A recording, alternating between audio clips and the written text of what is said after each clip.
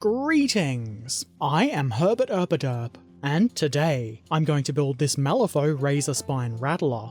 This looks to be a very spiky, bitey, wormy boy, and it does seem like it's going to be a pretty simple kit, much like the back of the box, which has a couple of simple digital renderings of the model and nothing else.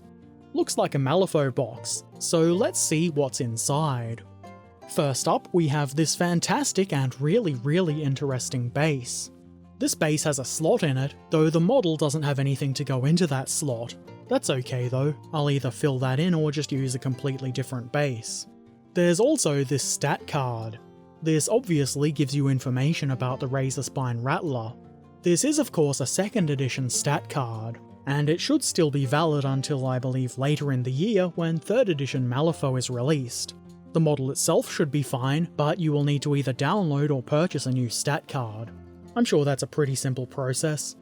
Then we get this card, which tells us that the instructions are online, because none are included in the box. That's okay, it's not really a problem. You can probably see those instructions on screen now. I'll put a link in the description too.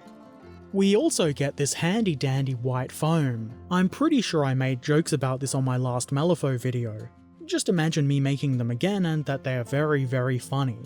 This is good to keep on hand if you need to apply any chipping effects, or really any sort of patchy foam applied effects that you can think of.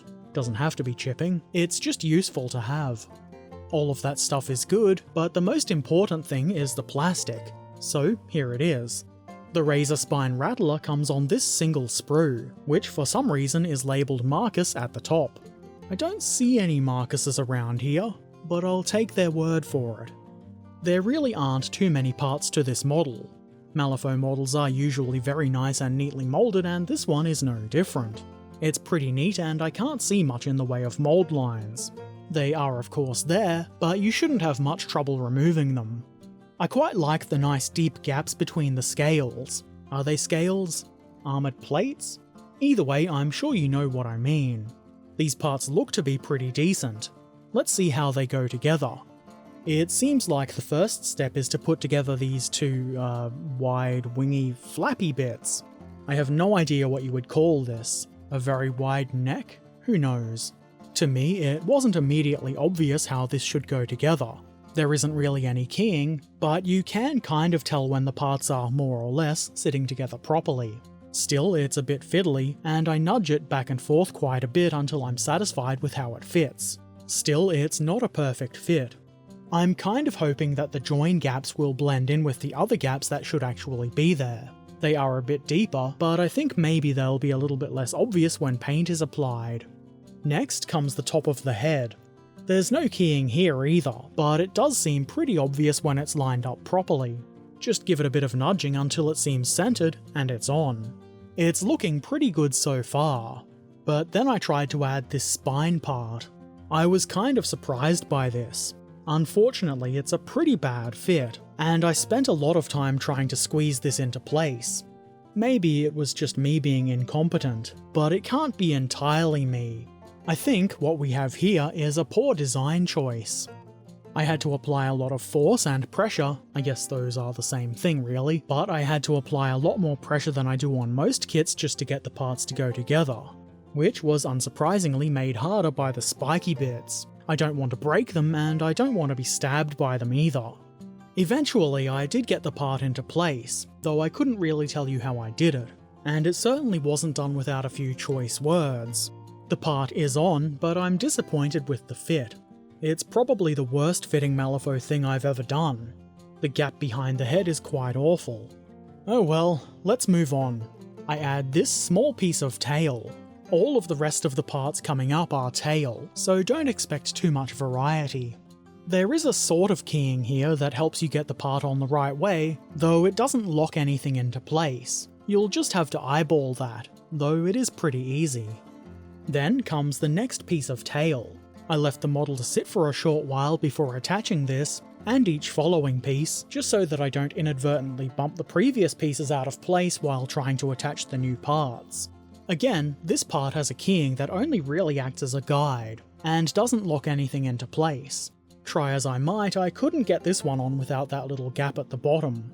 I'm already going to have to do significant filling on this model, so I'm not too upset about that. Another segment of tail.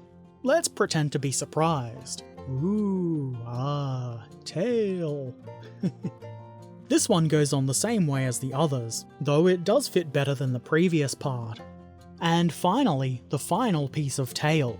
Again, the part isn't too hard to get into place, though even after a fair bit of nudging I wasn't able to get rid of that little gap. It's a bit obvious from some angles, but it's not the worst by far. With that, the Malifaux Razorspine Rattler is complete. And I have to say, and I'm sure you probably won't be surprised, that this isn't my favourite model I've built for Malifaux. I mean, it does look pretty cool and I do like it, but I don't love it.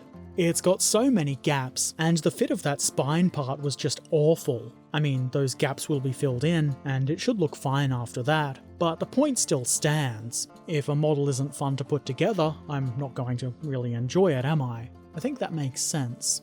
Obviously, the build was a little bit frustrating. Fortunately, it was also quick. Very quick. And a few weeks have actually passed since I did the build, so I have had some time to get over the annoying bits. But I still don't want to build it again, which, at least to me, is a little bit surprising for a Malifaux model. I usually really enjoy them. I do have pretty high expectations when I think about Malifaux kits, and up until this one they've been pretty reasonable, I think. But I suppose they are bound to have a miss here and there. Not everything is going to be amazing all the time. Plus, all things considered, it isn't really that bad. I think it's a really cool looking monster. I mean, it's a big spiky snake thing. What more could you want? Well, lots of things I suppose, like less gaps. Anyway, I like its pose, and for the most part its details look pretty good. Paint will definitely improve its appearance, but I'm obviously not going to be doing that in this video, and to be honest I have a lot of other Malifaux stuff that I'm more interested in painting before this one. So, what do you think? Have you built this kit yourself? If so, did you encounter the same issues with the spine part that I did? Or is it just me being a bad? Let me know in the comments below, along with any other comments or questions you might have. Also, if you haven't already, don't forget to subscribe, follow, ring the bell, and all the other things you do on YouTube and social media. Links to all the things, including Patreon and my merch store, are in the description below. And as always, I shall return soon, so until then, be excellent to each other and thanks for watching. Farewell.